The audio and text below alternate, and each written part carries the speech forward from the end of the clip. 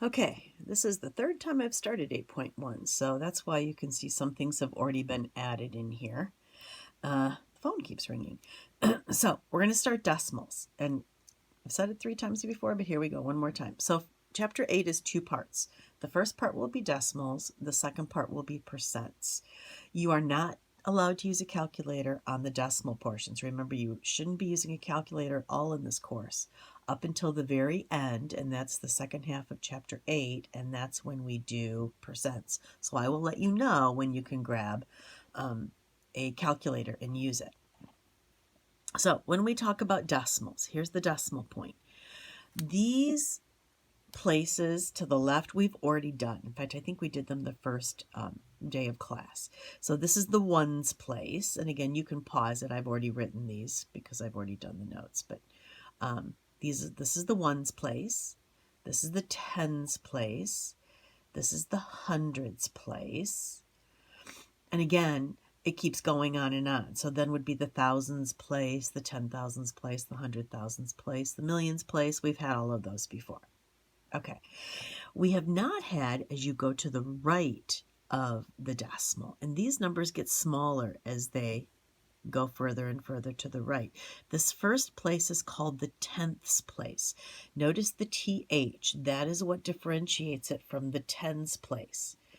Whenever you see the TH, you're talking about a number to the right-hand side of the decimal point. So here's the tenths place. The next one will be the hundredths place.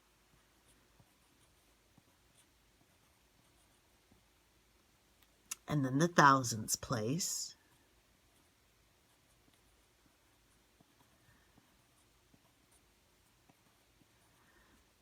And then you can keep going. After the thousands would be the 10,000s place.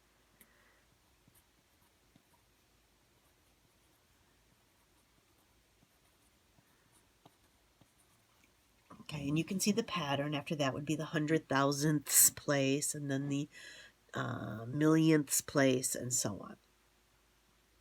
Okay, so let's go to example 1. I'm going to show you how to do everything you need to do through these examples. First of all, for example 1, it says write a word name for the decimal. Now, we all do it. We say that this decimal is 0.49, but that is not the correct way of actually saying it.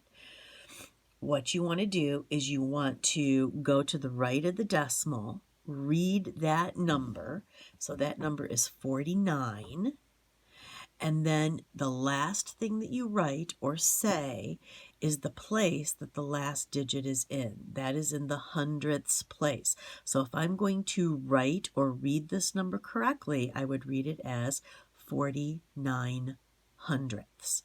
And that's what I'm going to write. 49 hundredths.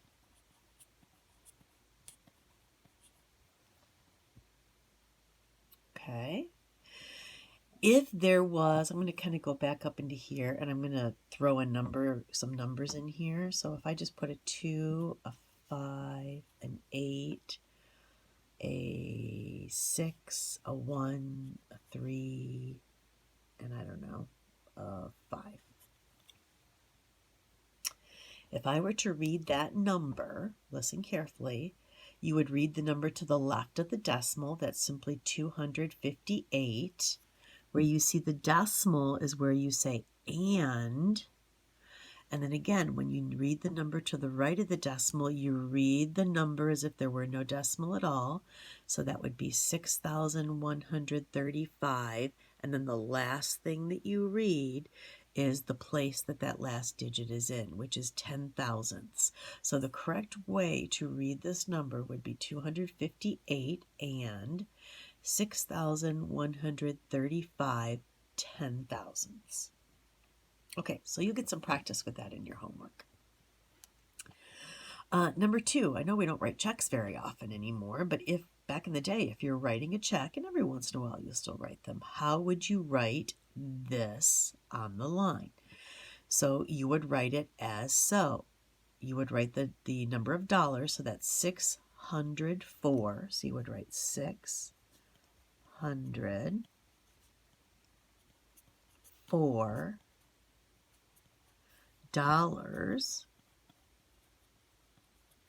And now we know it's 20 cents, but on a check, what you do is you write 20 over 100. That's 20 cents out of a total of 100 cents, which would make $1. Okay.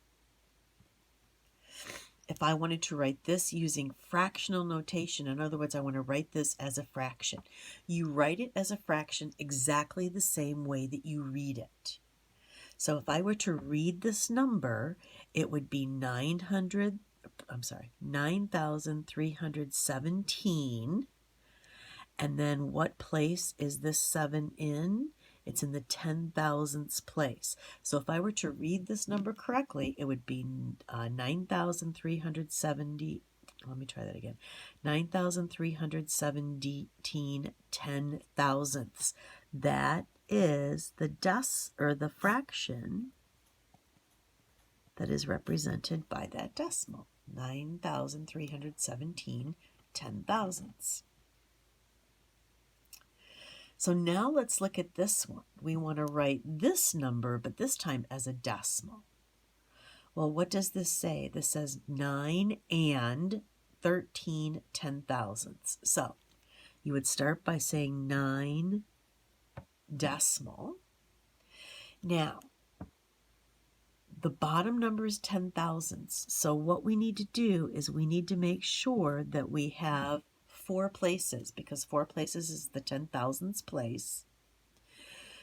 So now we need to fill all 4 of those places, and the 13 goes as far to the right as possible. So we're going to put the 13 there, and I bet you can guess, what am I going to put into these 2 blanks? It's going to be 2 zeros. So 9 and 13 10,000ths would be written in decimal form, 9.0013. Okay, so now let's look at this. We are going to go ahead and figure out, is this number greater than or less than this number? So when you do this, you do a straight comparison. You can compare them digit to digit. So for example, here, if we go ahead, the first number after the digit for both of them is a 6. So far they're equal. The next digit is an 8. So far they're equal. But the next digit, this is a 1. Technically that is a 0. And since 1 is greater than 0, this number is bigger than this number. If we do these 2 numbers over here, again, you compare them 1 to 1. So 6 and 6, those are comparable, so they're the same up to that point. Then the 3, they're the same up to that point. Then the 6, they're the same up to that point. But wait, then you get to a 2, technically is a 0 there, and since 2 is greater than 0, then this number is greater than that number. Okay. Last thing we're going to do in this section is we're going to talk about rounding. Rounding is no different than the rounding that we've already had. So remember the steps that I taught you when we were doing rounding. The first thing you want to do is identify the round off place digit. And what I always did is I had you underline that digit. Okay. If the digit to the right of the round off digit is, so remember I always had you look 1 to the right. If that digit to the right is less than 5, then you don't change the underlined digit. If it's 5 or more, then you add 1, or the underlined digit goes up by 1, and then everything to the right of it changes to zeros. So that's our procedure. Same as it was before. So let's look at this number right here. It says we want to round 21 and 357 10,000ths, because that's the correct way to read that number, to the nearest thousandths. So what this number right here is in the thousandths place, the 5, tenths, hundredths, thousands. If I go 1 to the right, that 7 is 5 or above, so it changes this 5 into a 6. and then everything after that number changes to a 0. Now with decimals, you don't have to write any of the zeros if you don't want, but you can if you want to. There could be a million zeros at the end of this digit, and because they are to the right of the decimal, it wouldn't change the value of the number at all. All right, let's do this one. This is a 1,391 and 9,952 ten-thousandths. It says I want to round to the nearest hundredth. This is the nearest hundredth, so that's the hundredths place. Now this is going to get a little trickier. If I go 1 to the right, that 5 is going to change this 9 to a 10, which changes this 9 to a 10, which changes this to a 2. So again, here's what happens. This number goes up 1, makes it a 10, so that kind of becomes a 10. So that means I add 1 to here, which becomes a 10 again, which makes this into a 2.